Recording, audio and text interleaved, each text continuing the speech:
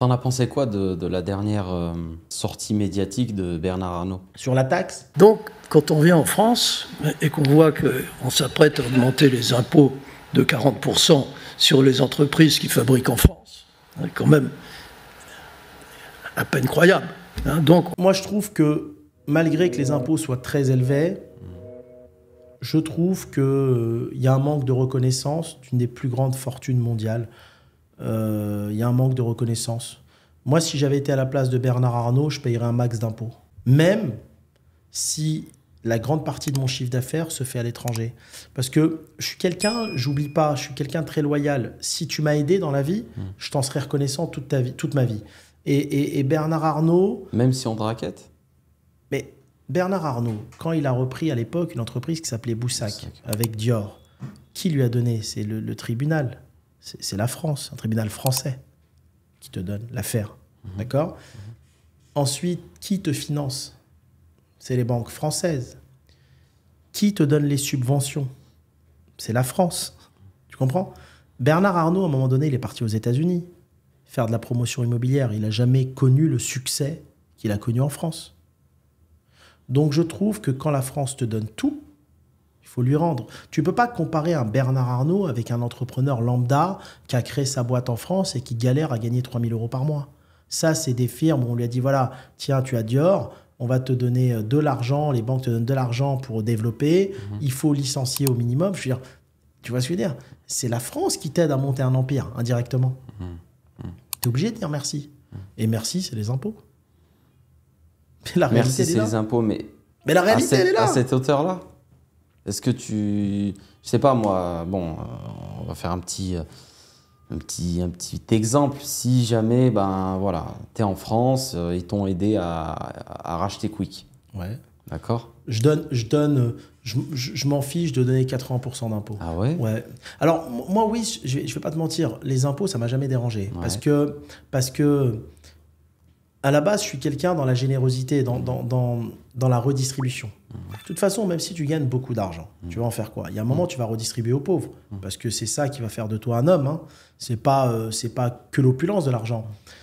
Moi, j'ai quitté la France parce que j'ai été victime d'injustice fiscale. C'est différent.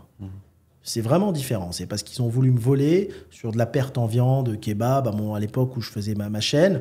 Et c'est pour ça que j'ai pas aimé cette injustice. Mais payer des impôts, par contre, moi, ça m'a jamais dérangé. Pour moi, payer des impôts, c'est... Je suis un contribuable, je suis là, ça me fait plaisir, je cotise pour mon pays, j'aime mon pays. Il m'a permis d'aller à l'école gratuitement, mon pays m'a permis d'apprendre gratuitement, il m'a permis de voyager. C'est grâce à la France que j'ai fait mes premiers voyages. Il m'a permis de faire plein de choses et d'évoluer intellectuellement. Okay, donc, ça ne me dérange pas de payer. Par contre, si on vient m'embêter, parce que le problème, tu sais, il y a plein de gens qui quittent la France, c'est même pas à cause des impôts, c'est qu'on vient t'embêter. T'es vu comme un voyou par la plupart des gens qui travaillent dans l'administration. T'es un voyou. C'est ça qui bousille le mental des gens. C'est pas payer des impôts, tu vois. Et les pays maghrébins, il y a des impôts aussi. Hein. Ouais, on n'est pas à Dubaï, hein. Il y a des impôts aussi. Hein. Et il y en aura de plus en plus, je pense, justement pour... Et bien sûr. Comme tu disais tout à l'heure, quand un pays commence à être construit, à un moment donné, il faut qu'il récupère. Ils sont calqués sur le modèle français. Hein. Ouais. Donc, voilà. Donc là, c'est en pleine construction, donc c'est pas... Il y a. Mais je veux dire, une fois que c'est un peu plus construit, il va falloir qu'ils prennent un peu des impôts. Dubaï, par contre, ne prendra pas d'impôts. Pourquoi? Parce que sinon, ils risquent de perdre une grosse partie de leur population. Je ne pense pas qu'ils mettent en place l'impôt personnel. Ni tout de suite, ni plus tard. Peut-être un peu sur les sociétés, mais... Sur les sociétés, c'est obligé, parce que c'est trop de pression de l'Europe, trop de pression des États-Unis. Mais ils ont une autre façon de faire l'impôt. Il y a un moment, tu n'as pas d'impôt perso, mais c'est tellement cher, tu vas tellement dépenser d'argent dans l'écosystème de Mayotte que... Ça revient à l'État. Ça revient à l'État. Ouais. Chaque pays a son système. Et ils sont tous plus ou moins bien faits. D'accord ? Et voilà, donc la chose, elle est là. Mais non, moi, les grandes fortunes... Suis bien leur parcours. Si tu prends CMA, CGM aussi, tu sais, les conteneurs, je veux dire, c'était une société qui a été privatisée, mais qui appartenait à l'État. Donc, c'est comme si toi, Wissem, aujourd'hui, grâce à la France, on va te donner une entreprise qu'on va privatiser. Oui. à toi, et on va te donner des subventions et des fonds pour relancer ton entreprise. Bah, pour moi, c'est comme si elle rentrait en tant qu'associé.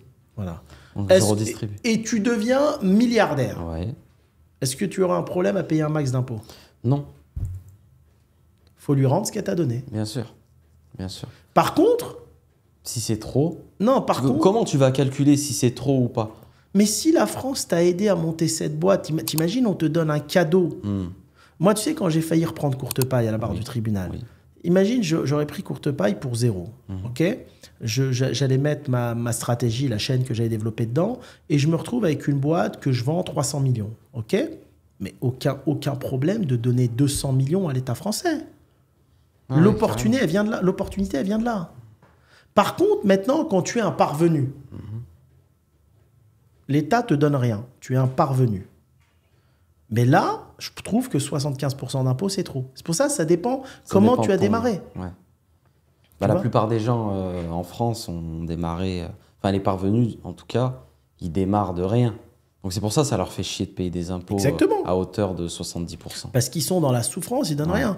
Et si vous êtes débutant, je vais vous aider à lancer votre boutique de dropshipping en 90 jours. Sinon, vous ne payez pas. Si comme moi, vous avez un emploi du temps chargé, le dropshipping est parfait pour vous. Même si vous êtes salarié et que vous avez un business, vous pouvez lancer votre boutique en dropshipping parce que le revenu que vous pouvez générer est vraiment intéressant. Là, par exemple, on a fait 15 000 € en une seule journée. Hugo, un de nos élèves, qui a fait plus de 2 millions et 200 000 € le mois dernier. Ou ici Thomas qui a fait plus de 119 000 €. C'est le meilleur moment pour vous lancer en dropshipping car maintenant c'est beaucoup plus simple et plus rapide qu'avant. Si vous avez envie de vous lancer mais qu'il vous manque les bonnes stratégies et un coup de main pour démarrer, je vais vous aider à identifier les nouveaux produits uniques du moment. Je vais vous donner ma méthode et mes outils pour créer votre boutique rapidement qui va se démarquer de la concurrence même si vous n'êtes pas bon en technique. Et je vais vous former pour attirer des visiteurs ciblés en automatique sur votre boutique. Si vous souhaitez découvrir comment notre méthode peut s'appliquer à vous, vous avez une vidéo complète explicative juste sous cette vidéo. Cliquez sur le lien